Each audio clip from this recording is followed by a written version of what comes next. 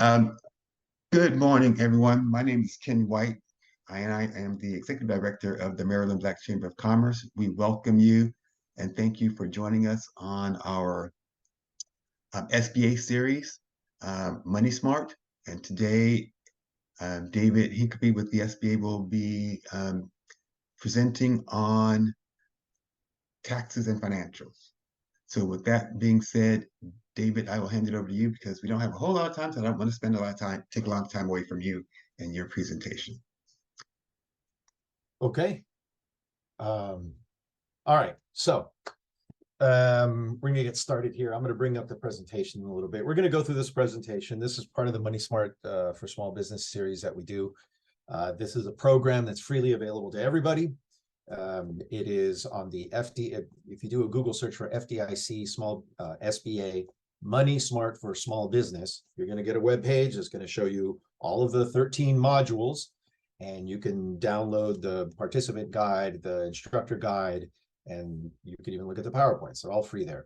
And you can even download some other, there are other links to other trainings, so you can watch other people doing them if there are other modules that we haven't done that you are interested in doing. Or you can tell Ken you would like to see them and we can do them. And if he gets enough response, enough interest in a particular module, a particular topic, then we'll set it up and we'll do it. So we're going to talk about taxes and tax planning and tax reporting. And it sounds like one of these tedious things that doesn't matter to your business because you're all worried about how am I going to get sales. And yes, that is very important. But what do you do after you get the sales? Well, you're going to have to do several things. And one of the things is you're going to have to be really on top of your taxes. Let me give you, before I get into the presentation, a concrete reason from the last 3 years for why this matters. We all heard at the beginning of the, well, as the pandemic went in and businesses started failing and running out of cash, about how certain businesses were left out of financial aid. They keep calling it stimulus. I call it financial aid because that's what it was. It wasn't stimulating the economy. It was just keeping the economy afloat, not stimulating it to go higher. So this financial assistance, a lot of people missed out on it, and everyone have seen statistics now from the Fed. Black business owners, Latino business owners, immigrant business owners, people whose native language is not English, and small business owners, lots of small business owners. And one of the reasons they lost out was because they were not prepared with their taxes. Remember that this happened on March 20th. That's when the first shutdowns of businesses, closures of businesses started happening. You know, the counties and health authorities imposing these close downs. Your business can't be open.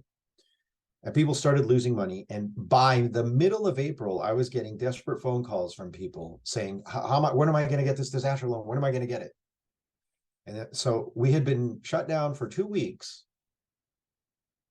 And number one, they already ran out of money. That's the first problem. They had very few cash reserve days. In 15 days, they ran out of money. That is a lesson, and that is something that we have discussed at different versions, at different modules. I've brought it up. But then the other thing is a lot of people were looking ahead. They hadn't run out of money yet by April 15th, but they hadn't done their taxes because they had taken an extension like a lot of people do. And I've seen statistics from the IRS saying that, a huge percentage of business owners, as well as individuals, taxpayers, take extensions. And there is no good reason for taking an extension. Unless you have a very complex business, there is no good reason for taking an extension. You should have your taxes done. That's just part of being a grown-up, being an adult, and being a business owner. All right, so I'm going to open this up here. Slides, there we go. And we're going to do this as a slideshow, and I'm going to share it with you. start from beginning. There we go.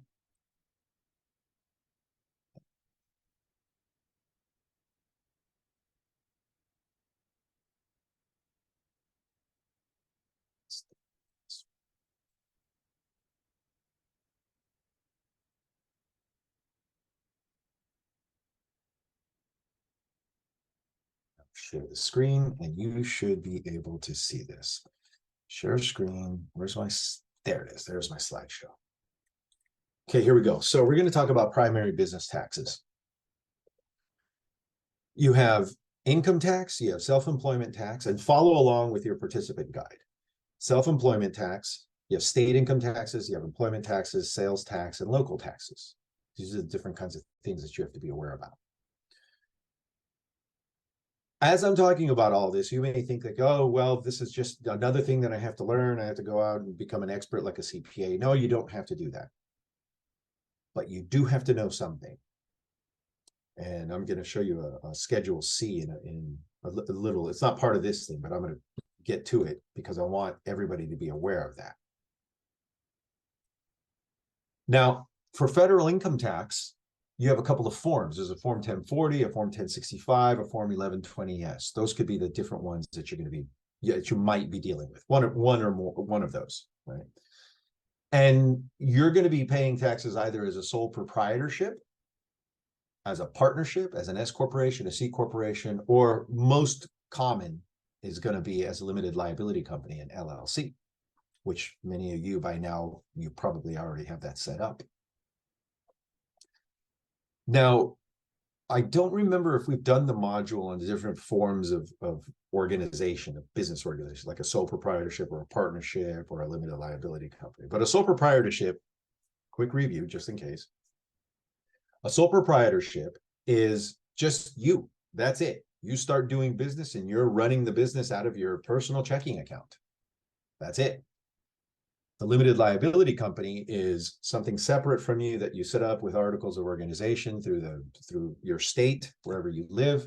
And that gives you limited liability. There's always talk about this, about the liability in case somebody sues you. You want to be an LLC instead of a sole proprietorship because all of your personal assets are at risk if you get sued. So this is the big reason people talk about this, but it's actually not the most important reason usually for why you don't want to be a sole proprietorship. Really, it's about taxes and your future ability to get lending from a bank. Because if you're a sole proprietorship and your personal money is mixed in with the business, it's very hard to separate it. And for a bank, a lender to look at your finances and say, yes, you have a business that has ability to repay. Whereas if you have a limited liability company, that is separate and distinct from you, your personal finances. And then the lender in the future, in 3 years or 4 years from now, when you're looking for some kind of lending or a line of credit, they're going to be able to separate what's the business doing. Is the business profitable? Is it growing? They're going to be able to separate that from your personal finances. Right. So that's the most important reason, actually. Right. The whole thing about lawsuits, that rarely happens. That's rarely going to be an issue. But the thing about taxes and showing your profitability and everything, that's going to matter. And the first thing they're going to look at here, trust me that this is related to taxes. The first thing they're going to look at, the first financial statement, the first financial document, is you're going to want to see your business taxes.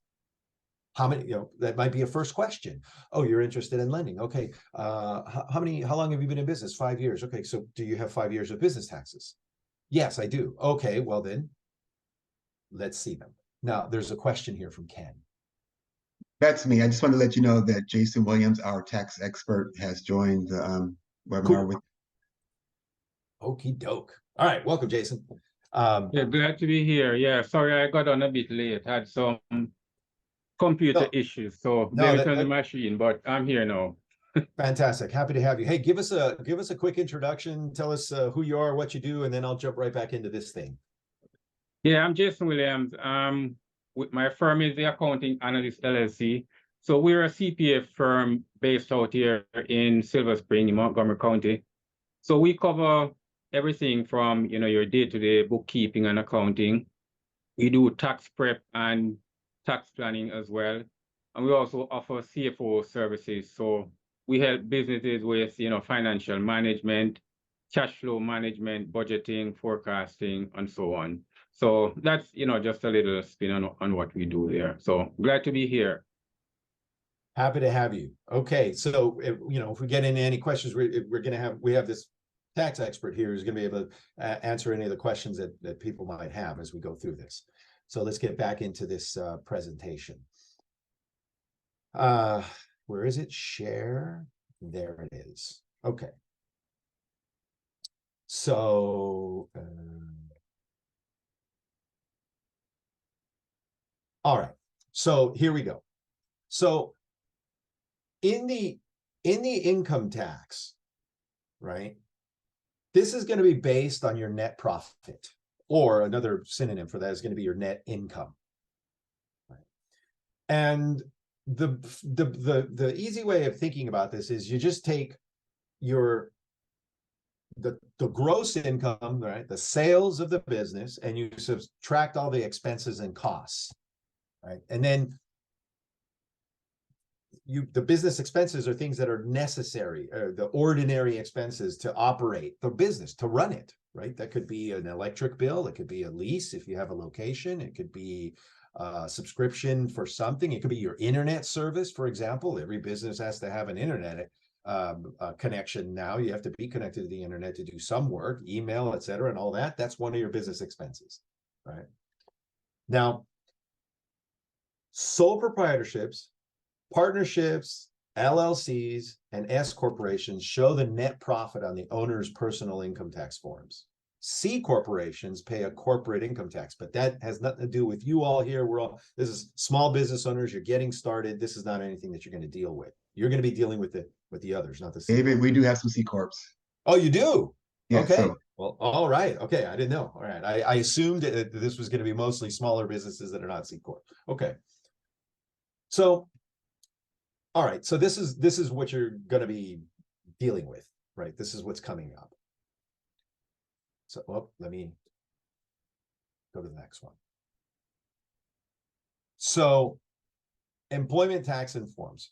For federal employment taxes, you're going to have this employer's annual federal unemployment tax return, Form 940, employer's quarterly federal tax return, Form 941. Notice that says quarterly. And so remember, I was giving you the concrete example of why you have to be on top of this, because you never know what's going to happen. And we saw that example in March 2020. Many business owners weren't keeping up with this, and they routinely they postpone their taxes because they're allowed to. You can do an extension. It's not illegal. But look at what happened when something unexpected came up. It's a pandemic is a 1 in 100-year thing, but you could have something smaller come up. And if you don't have this stuff up to date, it could affect you financially. It affected all those people in terms of their ability to get that financial aid, which they were entitled to get, but they didn't have their taxes done. Now, they're going to have these forms here: employees withholding, the W-4 form, if you have employees, the wage and tax statement, 40 W-2, and then miscellaneous income form, 1099 MISC. This might be, the 1099 might be a little bit slightly different designation, because I know that it changes every couple of years, or seem to be changes. Do you know anything about that, Jason? Yes, so they basically just revised the name. They're now calling it 1099 NEC, but it's pretty much the same document. It captures the same information. So not a major change there, really. Yeah. But the designation is not 1099 MI miscellaneous, They're right? calling it NEC now. Yeah. Oh, But they had a little change there. Yeah. I've never understood I'm not enough of a tax expert like you are to know why they keep doing these things here. Yeah, there wasn't any significant change from how it works, really. Yeah, so for all intents and purposes, it's the same document. Yeah. Right. So now, regarding the federal employment taxes, these are taxes that employers are required to withhold. Here, let me turn this off here. I'm distracting myself with myself. Let me stop the video for me here, and you guys can continue watching this. The employment taxes are required to withhold for the employee's wages and taxes, right? And then this is what the employer pays. So you need to manage payroll accurately so you can calculate and collect the appropriate taxes. Then you have to pay those taxes to, on a monthly basis, right? Monthly, quarterly, or annual basis. Now, employment taxes vary depending on the type of business, location, a couple of other factors, things that you don't have to become an expert on, but things that you have to be aware of, so that when you do talk to an expert like Jason, you know what he's talking about. You don't want to be in the situation of all those small business owners in April and May 2020 that I was talking to who had no answers to my basic questions. Oh, you've been in business for 3 years. And so how are you, and they had a business partner. So how are you filing your taxes? They don't know. They would say to me, well, I don't know. I pay this guy Jason to do it. And he does it. I don't know anything. That's the wrong answer to have. You're the business owner. The buck stops with you. You got to know at least that. You don't have to be the expert to do it all, but you at least have to know what the expert you hired is doing. Okay, let's continue on here. So your form of business determines how you pay income taxes. So it could be pay as you go, for example. Next one here. That's what it means to do the quarterly statements, by the way, right? Pay as you go. Every quarter you're doing this. Right? Now, if you're doing this pay as you go thing, again, I have to say this over and over again, that you do not have to become a CPA level expert on taxes. You just have to know that this is a thing you have to do. And if you're paying someone to do it, you have to be able to check their work and understand what they're doing. And if you don't know, you can ask them. Right? Now, Jason, can you give us any insight regarding this pay as you go? I'm sorry. Here we go. Where was I? Pay as you go. Can you give us any insight on in your experience, what is the thing that people find most difficult about staying on top of their taxes, quarter to quarter? Well, what I would say, so there are two aspects to it, right? So you have the employer taxes that you have to pay. If you have employees and you're paying those taxes, those quarterly, those payroll taxes, then typically you're going to, we advise using a payroll provider to do that. And then that payroll provider should be doing that. But you as the business owner should also be on top of that to make sure that those taxes are being paid. And, the payroll provider will, for example, file your 940 or 941, but you got to ensure that this is being done. Now, if we're doing our clients' books and we don't do payroll, for example, but we will be on top of the payroll company because we have to make those, record those transactions in our book. So the onus is on the business owner to make sure those taxes are being paid. On the other aspect of it, and maybe you'll get into this a little later, David, is actually not just the employer taxes, but also your actual income taxes that you're paying from the business itself. Now you have to make estimated payments for those, each quarter based on your business performed the previous year. So those are the two aspects to it. But I think you're going to touch on that maybe a little later in the presentation. So I leave it there for now. But basically, the onus is on you, the business owner, to make sure that these taxes are being paid, on time. And we typically recommend, get a payroll provider to do this for you because they know what they're doing and they will ensure that it's being paid, timely. I was going to say something about the estimated thing. This is part of your cash flow management. So we've done these modules and in those modules for cash flow management and financial management, they do talk about staying on top of taxes. And there's actually a form for this. There's a form 1040 ES, I believe. Tell me if I'm wrong, Jason, just let me know. But it's a 1040 ES, and you use it for, you're correct. For estimating, to calculate your estimated tax. This is part of your cash flow management. Because if you've done the other modules with us before, if you've been with us before for other modules, you've heard me say this, that the reason a business is going to fail is because it runs out of cash, not because it runs out of sales, not because it stops having sales. You could have sales, but if you run out of cash and you can't meet your obligations this month and next month, some of your vendors that you require to do business are going to stop servicing you. And if it's something that you require to operate your business, but you can't get this service because you are late paying them, that's it. You don't have a business.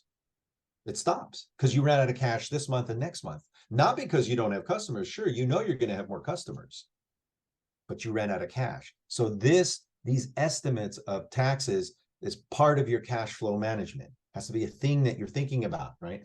So federal income tax and self-employment tax are paid quarterly in a combined payment, April 15, June 15, September 15, January 15.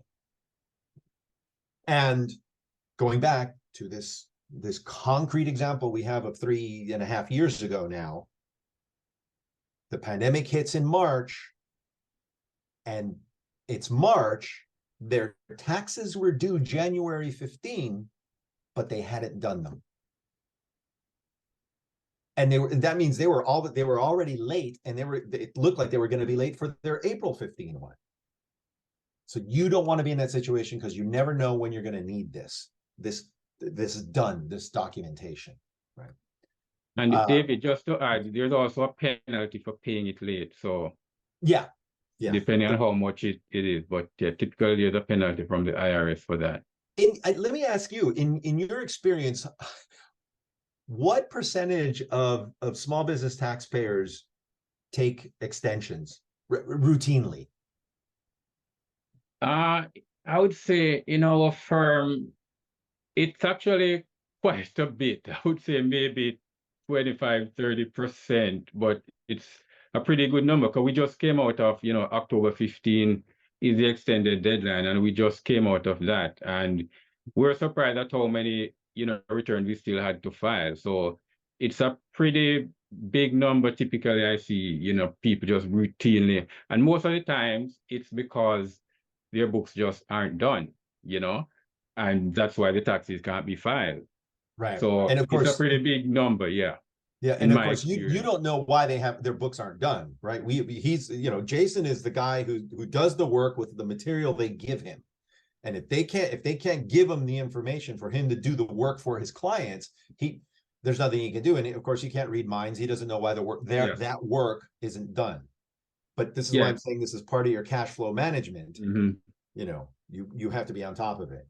Now, and here we go. You never use your payroll taxes for working capital during cash flow shortages. And in your experience, Jason, how often does this happen? Well, to go back to this whole cash flow thing, we always, like tell people to have this cash reserve to do this and to do that. But some people, they actually don't even, have this extra cash to pay their payroll taxes. So we see this happening quite a bit. We tell people, separate the cash. This cash is for that. This one is for that. But oftentimes they're even mixing them, so they don't know which is for which. So that's definitely an issue I see a lot among small businesses as well. Not even having the cash. I can give like a specific example. I mean, we just took a client over coming back, and she just got a bill from the IRS, and believe you me, for $99,000, and that was for payroll taxes, that she hadn't paid for previous years. She reached a point where even her payroll service dropped her because they were doing the payroll taxes and telling her what to pay and so on, but she wasn't paying it. So this is definitely a big issue. And then she's coming to us now, like after the fact. All we can do is really, confirm what she owed, that whether it's correct or not, and have deal with the IRS for her to kind of get them to maybe lessen some of that, but like the penalty piece of it. But this is an issue we see among small businesses where sometimes they're not making these payroll tax payments on time, and that impacts their business, and the IRS even threatening to come after her business. So it can get to that. So it's very, very important that you're separating those and making your payroll taxes on time. So what this all points to is that you have to have a system, right? You have to have some method for managing these tax obligations. And by the way, this is one of the first things, this is a thing that can tell you there might be something wrong in your business model. There might be something wrong in what you're doing if you don't have enough money. For example, let's say you do have a system for separating the taxes, the money you're going to use to pay these estimated taxes or the taxes that come up, and from other money that your business has, cash that you're going to use for taxes and just cash that you have for operations. If routinely, meaning let's say 2 quarters in a row, if 2 quarters in a row you find yourself tempted to use the money you set aside for taxes to operate the business, that's your first sign that you're doing something wrong in the business. If there's not enough cash to operate the business after you pay the taxes, that's a sign. That's a sign of something. Either your costs and your expenses are too high, so you're using up too much cash, or you just don't have enough sales. So you have to solve that problem some other way by either increasing sales or reducing costs and expenses, or both. But you cannot dip into these taxes, because then you're going to find yourself in that situation of this client Jason just described, where she has a bill for, taxes from a couple of years ago, and it's $90,000. Mm-hmm. All right.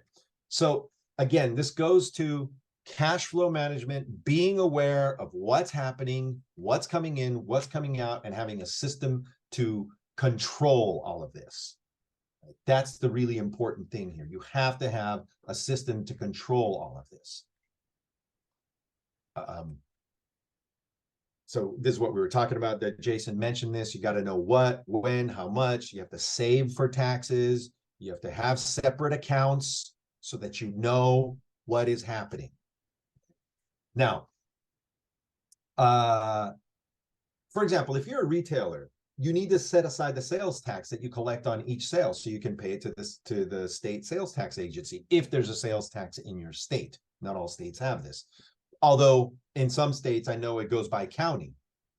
In other words, the amount, the percent. I'm from Los Angeles County, and so I know that LA County sales tax is different than Orange County or Ventura County. Now, I don't know the details of how it is in Maryland or Virginia, but there might be a difference. You have to be aware of it, right?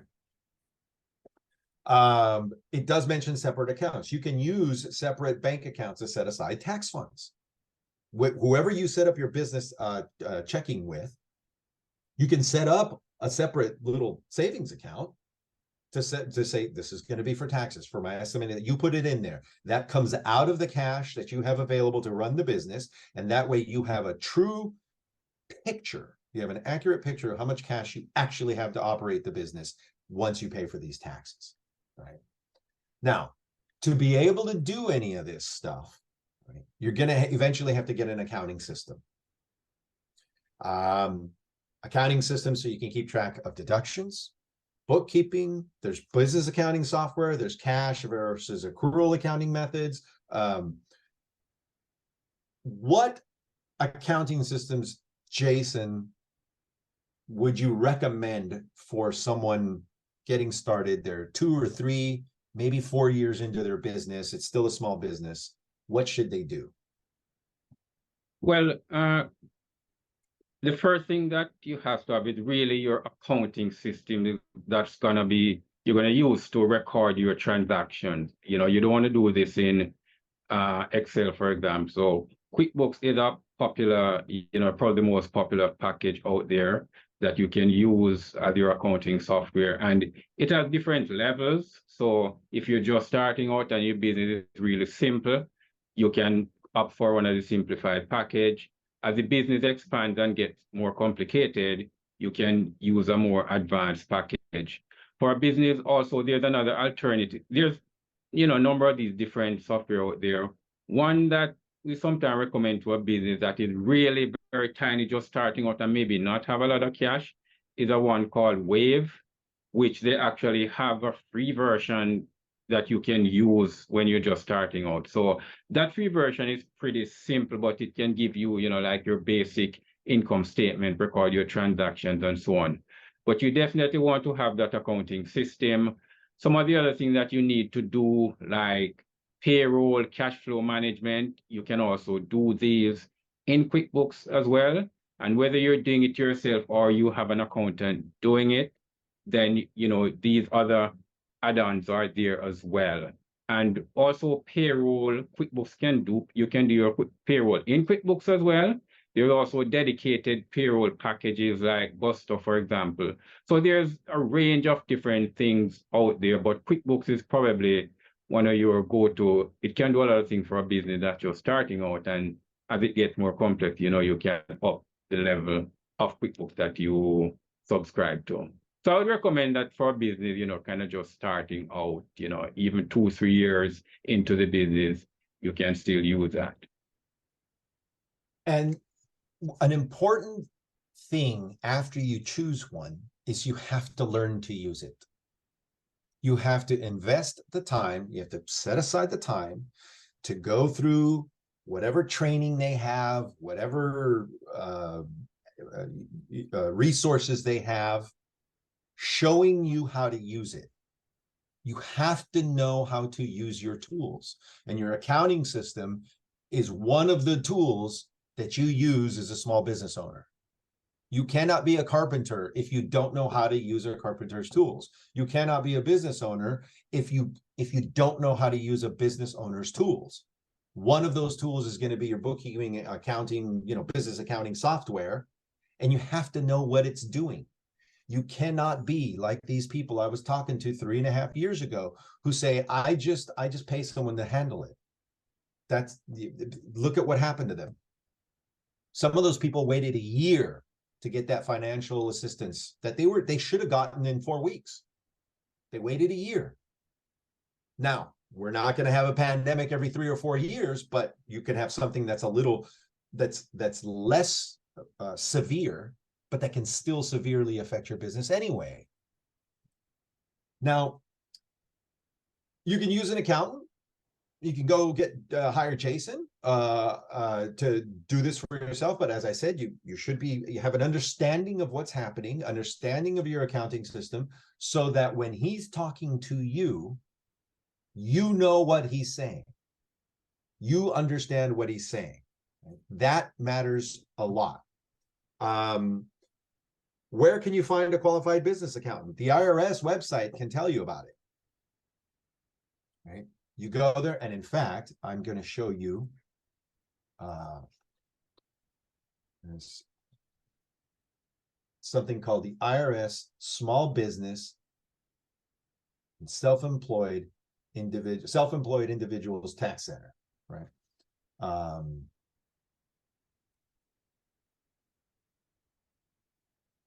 And let me stop this share, and I'm going to go to a new share. So I want everyone to know about this website. That's what it looks like. The IRS, Small Business and Self-Employed Tax Center. Now, when you first go here, there's a bunch of videos here. It's worth watching this introductory video to it. When you first go here, it's going to be overwhelming. As you can see, by the way, they have it in a bunch of different languages. And it tells you what you find here, resources for taxpayers who filed Form 1040, 1040-SR, Schedule C, E, F, or Form 2106, all this stuff. Small businesses with assets under 10 million. There's this menu over here, small business, self-employed, employer ID numbers, business taxes, reporting information, returns, self-employed, all this stuff. There is a lot of stuff here, and you're not going to get proficient in it. You're not going to get very knowledgeable in it in sitting down and looking at it for 2 hours. The best way to do this is the way that I did it. I familiarized myself with everything that's on here by giving myself a month. Let me just, I'll take 30 minutes a day, maybe. I'll sit down 30 minutes. I'll look at a new thing. I'll click around. I'll see what's there. I'll understand it. I'll go to some of the videos. I'll watch them. So I understand what's here. There is also something over here. Where's the thing? Online. Okay, here it is. Online learning. The IRS video portal. It's worth watching this. Small business events, it's worth watching, going to these things and finding out. Online tools and educational products, small business tax workshops, all of this here. Subscribing to e-news, that is very good as well. You subscribe here. Oh, wait, what happened? Oh, okay, that link is broken. They must have it somewhere else. Wow, I didn't even know that was broken because I subscribed a while ago. That's the IRS for you. Yeah, I mean they're understaffed. That's the problem. They're really understaffed. Yeah. I know people who work there, and they really do work a lot.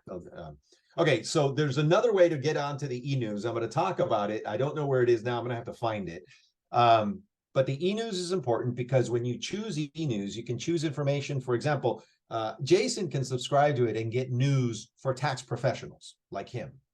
I can subscribe to it and get news, whatever I choose. I could choose to get information, just general information, because I want to be aware, because I work with small businesses. Now, you as a small business owner, you can get information that's specific to you, whether you're a sole proprietor or you're a small business owner. And you're going to get this in your email. And every email is not going to have anything that's interesting to you, right? Most of them are not going to have it because you're not going to need to know about everything. But what you want to have is this regular information coming to you from the IRS, just in case there's something that matters to you. And so you scan the headline of the email. Oh yeah, that doesn't matter for me. I don't have employees yet. This is for employees. I don't have it. Or maybe you think, well, I'm going to have employees in 6 months, so maybe I should read this now or save the email or whatever. The point is that way you're always connected. You're always informed, right? This is a very, very useful website to connect to. All right, let me stop that share, go back to the presentation. Okay, so now here are the services business accountants can offer you. Business consulting. They can have you consulting, and I'm going to talk about the contrast between them and getting business consulting advice from, for example, a lender. Now, personal finance advice, information on organizational structures. They can talk to you about financing information, meaning lending or lines of credit, talk to you about audits, and talk to you about reviewed or audited financial statements. There's a difference between those. Jason, can you tell me a little bit about business consulting that comes from a CPA?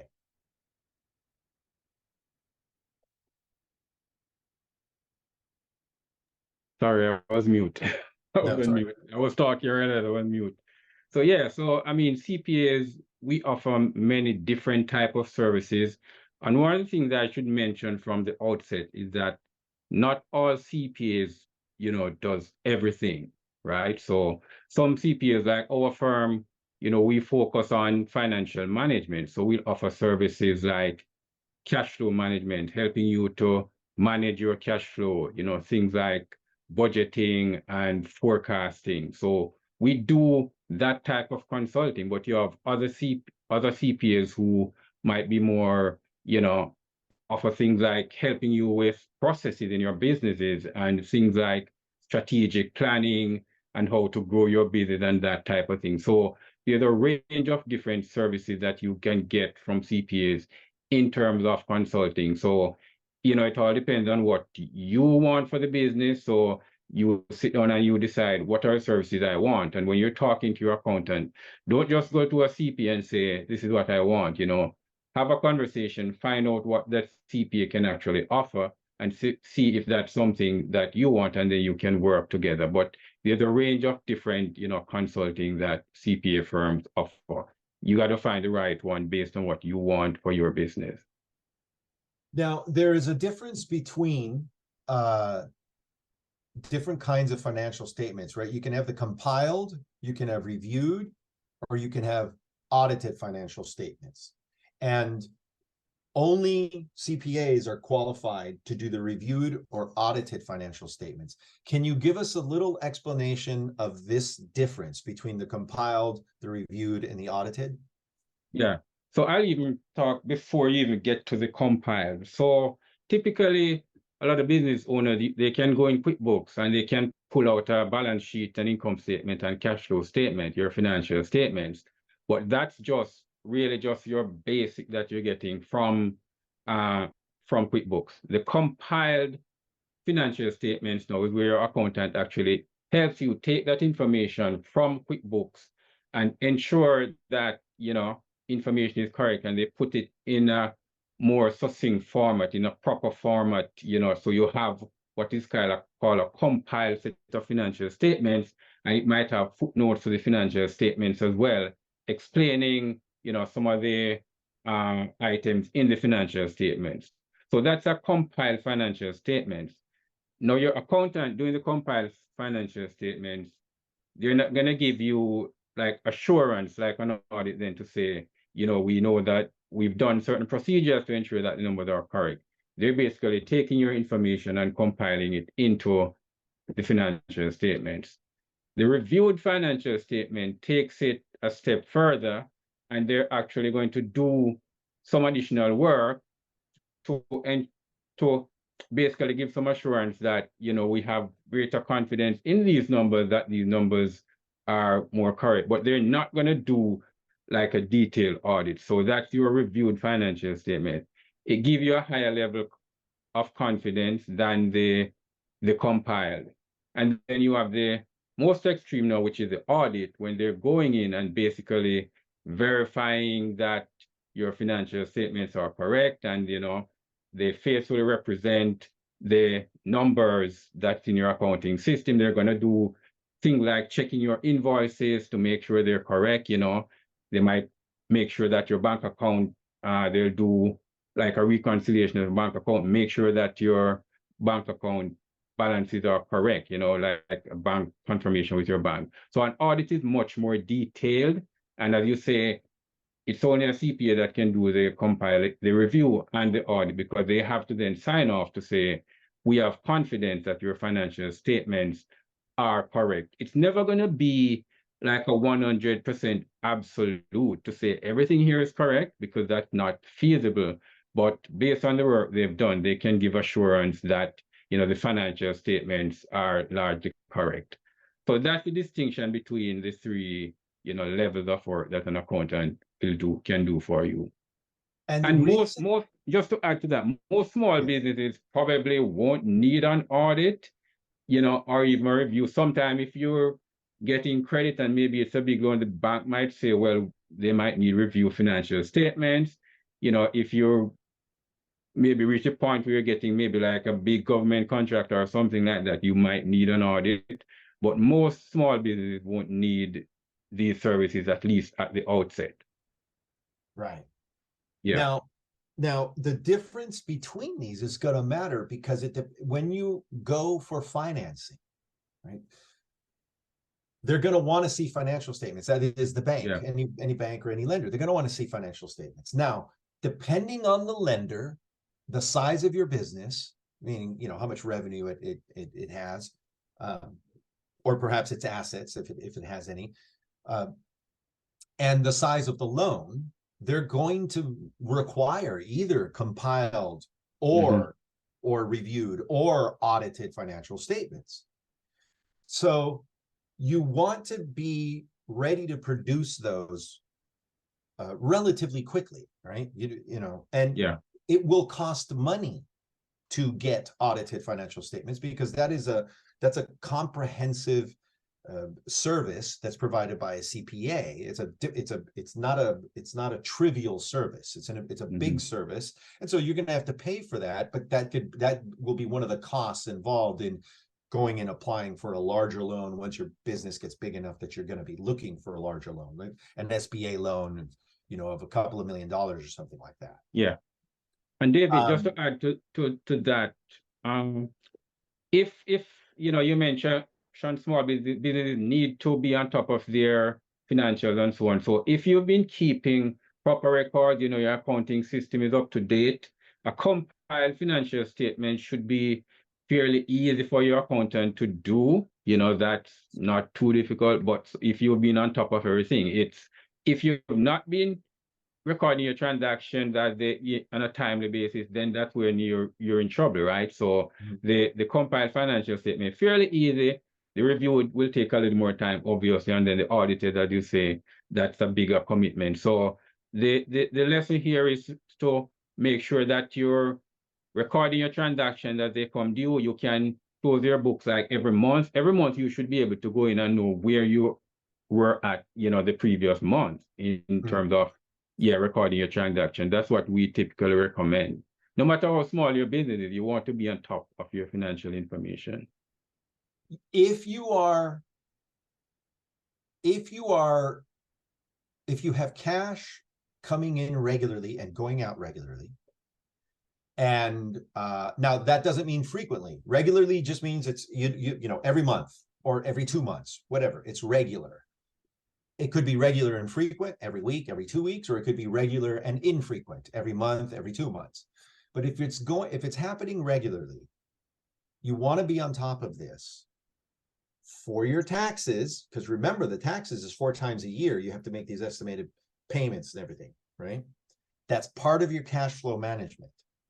Now, it may seem like we're not talking too much about taxes here. We're talking about this other stuff that's related to taxes, but it's because all that stuff goes together. These topics of cash flow management and being on top of your bookkeeping and your business accounts, knowing what's happening, is part of being prepared to pay your taxes on time and having the cash to pay the taxes on time.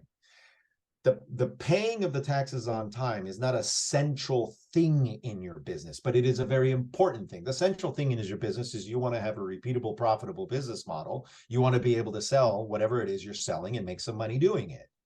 But one of the incidental things, one of these important things that goes along with it is keeping up on these taxes, not finding yourself in a situation where you didn't keep up on it. Sure, you're making money, but then 2 years later, you get a bill from the IRS and the bill is $90,000. And do you have $90,000 in cash to pay that bill right away? No. So then maybe you're going to get some sort of payment plan going with them. So now you're in arrears for taxes with the IRS, but you're on a payment plan. Okay, great. You're not going to get in trouble, but you're on a payment plan. But remember, that payment plan means every month you got to pay some money. So you're draining your cash. So now you're in the future, you've got this $90,000 tax bill, and you have to pay every month some amount of money to the IRS until you pay off this bill. But that's money that you could be using to operate your business. Now you've affected your cash flow. And also, it doesn't look good when you go apply for a loan, because it shows that you did not manage your money well. It shows that you did not manage your cash flow well. And now you're in arrears. You owe, for these taxes, you owe this money. What lender is going to want to lend to a business owner who got themselves into this situation? It's not going to happen. I want to bring up another little thing here about the difference. And I'm going to stop the share here and turn on my camera. I want to bring up a little bit of a difference in perspective as well that you can get, because remember, one of the things that's said about CPAs and what they can do for you, business consulting, business advising regarding money questions. You're going to get a different perspective from the CPA that you're paying or you've hired to do this than you are, for example, regarding money management, than you are, for example, from a lender, a banker, a loan officer, right? They're going to be looking at slightly different things. Jason, tell me if I'm wrong, or tell me what you think of this, because I think of it in this terms, in this way. A CPA when you go to them and talk about taxes, they're going to be looking at it from the perspective of what are the permissible ways, what are the legal ways for you to reduce your tax liability? Right? This is what you can do. This is what the rules say. This is how this gets managed, and this is how you do it. A lender, a banker, the person, a loan officer, they're going to be looking at your business's finances in terms of profitability. Are you profitable? Do you have a profit? Because profit, the money you have left over, is what you're going to, if I'm the banker, that's the money you're going to lose to pay me back. You're going to pay me back from the profits you make. So I need to see that you're profitable. Now, these two things can be in conflict, and you have to have a balance. Trying to minimize your tax liability as much as possible can be in conflict with trying to maximize profitability. And you're going to have a balance. Jason, what do you think about that? I'm smiling as I hear you say that, David, because I've had actual experience where client has come to us and said, okay, they're trying to buy this building, right? A commercial building, but they need to show X amount of income to the bank. And I'm doing their taxes, and I'm saying, you know, I'm trying to actually find as much expenses that you can deduct, which is going to reduce your income and therefore your taxes. So I've actually fought that battle where, you know, you're trying to balance it where the client wants more income to get the loan because that's what the bank wants to see. And I'm on the other side looking to reduce your income so you pay less taxes. And sometimes we try to find creative ways, like, you know, if they're, for example, planning to buy a piece of equipment, we might say, well, you know, you can postpone this until next year because you want to show this higher income. But that's exactly right what you're saying. And we fought this battle trying to thread the needle on those two competing things. And it's not easy all the time to do that. So as that's a spot on. as a prior banker, Yeah, here's the banker. I had this saying that I used to preach to my people, and that is, talk to your accountant on an annual basis and make sure that you're in a position to minimize your tax liability, but maximize your growth potential. And so that's when we sit down and have a conversation about what I'm trying to do next year or the next couple of years. I want to buy a building. I want to go after some larger contracts. We know the 1.25 debt service coverage ratio requirements. So let's figure out, how do we have a win-win in this scenario? And the other thing, just to add to what Ken just said, the other thing too is to don't wait till you're in the situation to come to the accountant, you know, expecting magic. You know, there's something you need to be planning during the course of your business. Because even typically, if you're gonna be making a big purchase, you're probably thinking about it like months in advance. Sometimes people are coming to us when they are actually in negotiation with the bank, and the bank says, well, the income is not enough. Typically, there's very little we can do at that point. So it's make sure you're planning and having that conversation with the accountant and your banker throughout, you know, the year, not just when you're ready to do the transaction. So what I'm getting at here is the purpose of this module is not to teach you how to do your everybody here how to do their individual taxes. The purpose of this module is to introduce you to why it's important to learn about this. See, this is not, you don't stop here, right? When we wrap up here, you're going to go back and now put on your schedule for whatever, you know, on your calendar for whatever you're doing. Oh, I'm going to go take a couple of hours to go learn about this, or I'm going to begin with 30 minutes to go learn about this. I'm going to go learn about, you're going to go to the next step to learn about this stuff.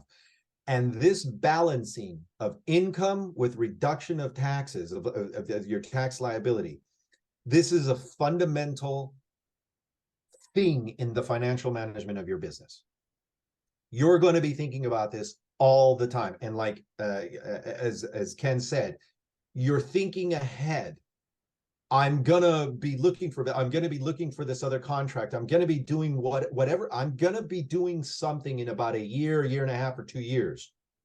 So you're looking ahead in this midterm.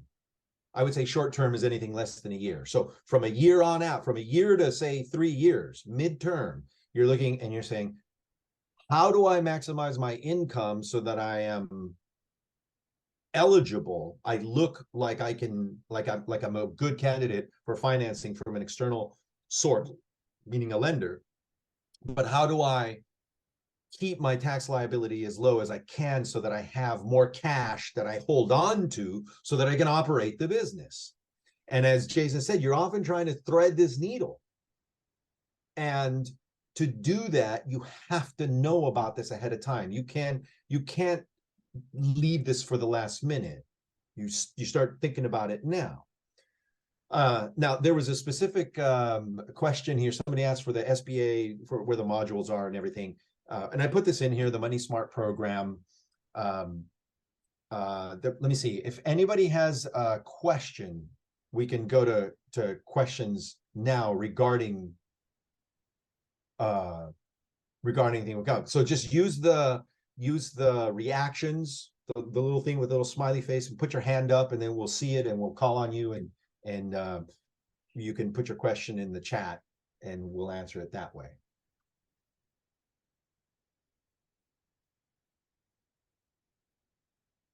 I think there's one question in the chat here. Oh, there is? How do you pay your taxes if you're a LLC? It's a little above. Oh, okay. Well, go ahead, Jason. Okay, so an LLC is what is considered a pass-through entity. So the LLC itself does not pay the taxes.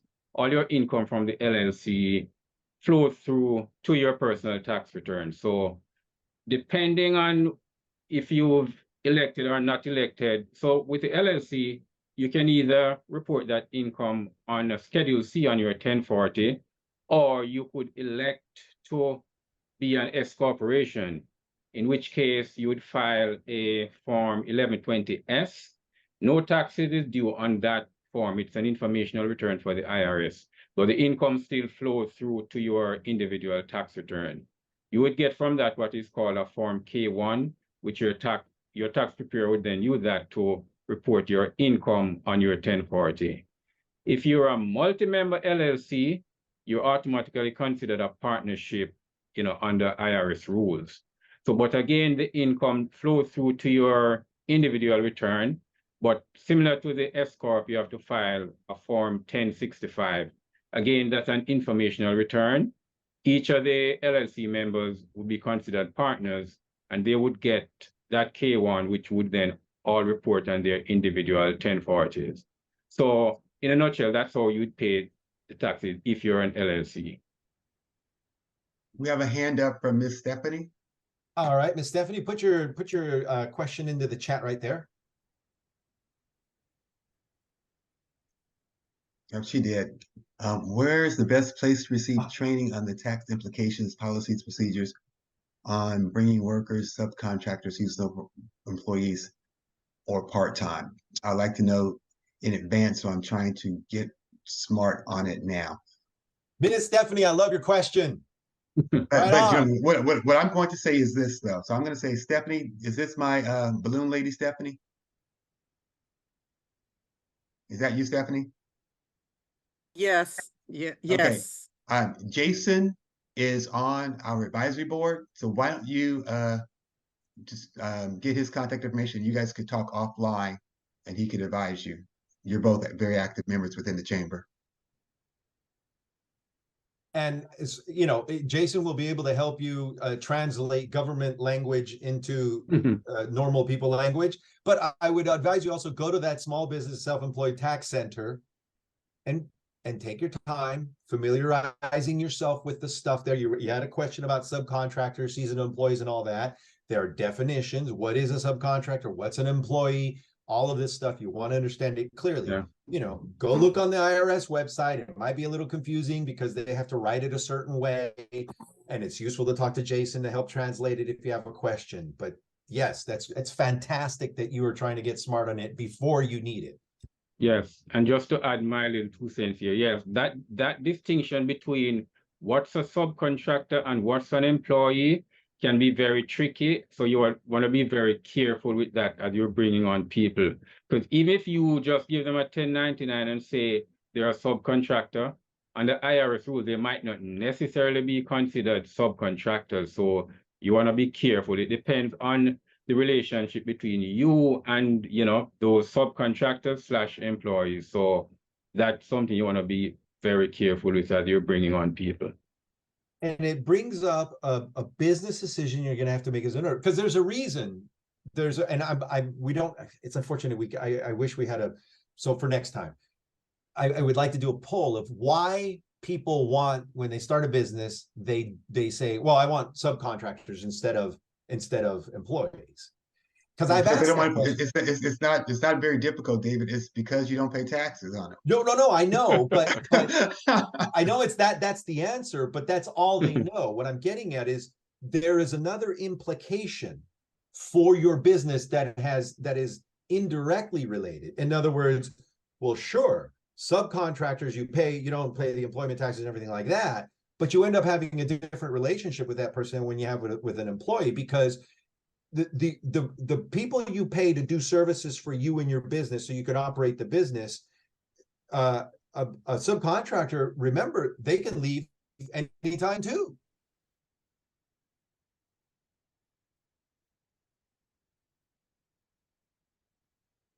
I thought he was accenting something. He froze up there for a second. Yeah, he did freeze up, yeah. But we lost him. So we got you, Stephanie. Stephanie, I'm going to suggest you talk to Jason. I've had this conversation with Jason. So just kind of talk to him and explain what you're doing and what your interpretation is, and he can kind of share with you his information and resources. And my contact information is in the chat there, so you can reach out. And we are coming up on 12:05. We run 5 minutes over. We will be bringing more information in reference to tax planning. Jason is part of our financial services affinity group, so we will be bringing together a whole lot more stuff for you guys to make sure that you are heading in the right direction come tax season. And I'm putting my email into the chat. Everybody can have it. Send me an email if you want. If you have any questions about anything, and we can talk more about this anytime you want. That's what we're here for. All right, and David, as usual, thank you again for our monthly series and our partnership with the SBA. And Jason, thank you once again for your willingness to volunteer and share your wealth of knowledge with our members and our guests. So with that said, part of it. We've gone a little bit over, but we'll see you next time. Thanks a lot, everyone. See you next time. Bye-bye. All right, take care, everyone. Bye.